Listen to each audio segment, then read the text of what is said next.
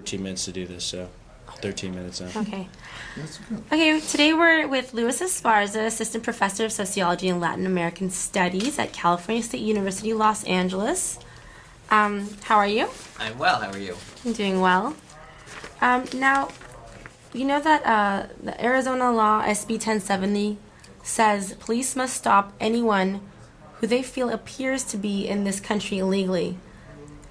In your own opinion, is this fair, and do you feel it will lead to racial profiling?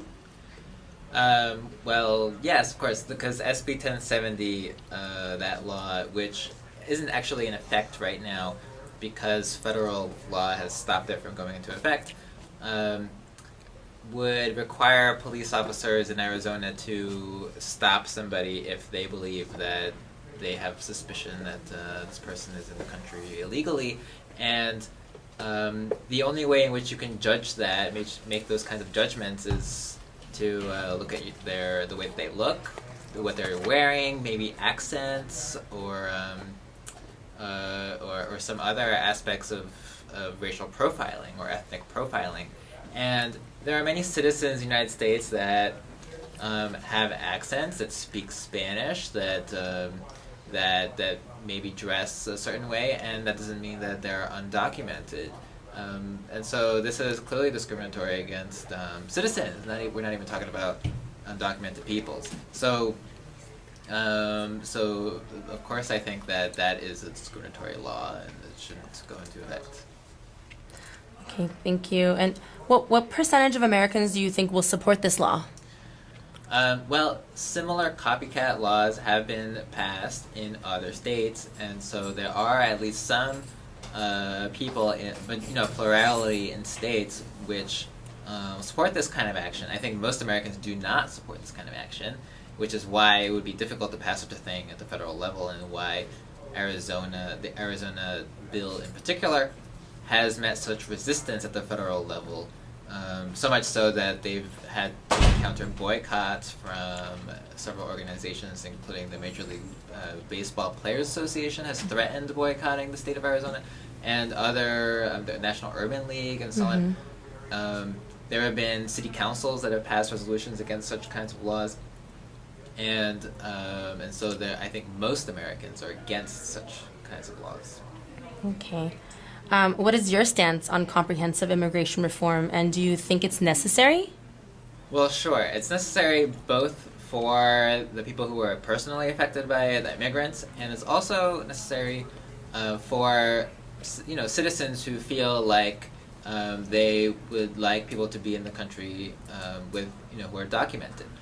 For the people who are affected, they are treated like second-class citizens. They are afraid to speak out if they are being unjustly treated in the workplace, because they're afraid that they'll be fired or mistreated or thrown out of the country.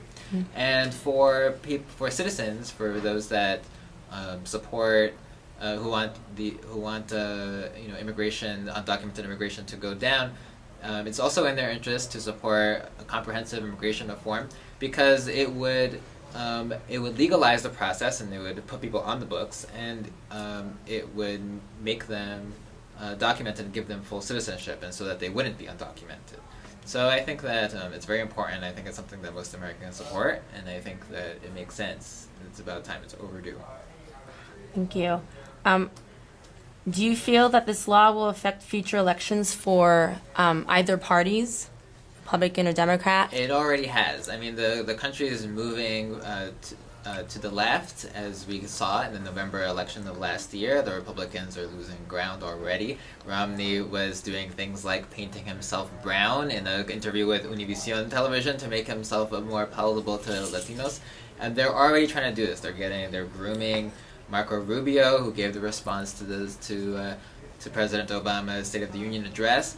They're already very well aware of this. They're very afraid of it. The fact that they've been anti-immigrant is not helping them at all with the Latino vote, and the Latino vote is only going to get bigger as time goes on. And so they are nervous about that, and they're very conscious about it. And if the Democrats aren't careful, there's no reason to believe the Latino vote will stay with them, right? So they're working very hard to try to attract the Latino vote. Okay. And in your opinion, where do you see the state of California going with this? Well, there are a lot of Latinos in California. This institution, California State University Los Angeles, is a mostly Latino institution, and we pump out lots of bachelor's degrees, mostly Latino bachelor's degrees and master's degrees and so on. And these alumni will go on to do all the great things that people who come out of universities will do, and so they're going to be in positions of authority and so on. And that's going to affect California politics in a way that perhaps we haven't experienced before, and people should be aware of that. Univision that I mentioned, the Spanish network, is now one of the top 4 networks in the country. So it's among the top networks, and it's a Spanish-speaking network. So that should tell you something about the direction that the country's heading in, and that's now 2013. I'm not even talking about the future. And so the future is going to be even more, more influenced by the Latino vote. Okay. Thank you so much for your time, Louis. You're welcome. Thank you for everything. Of course, anytime. Okay. All right, I think that's it. great. Thank you so much. Good We'll luck.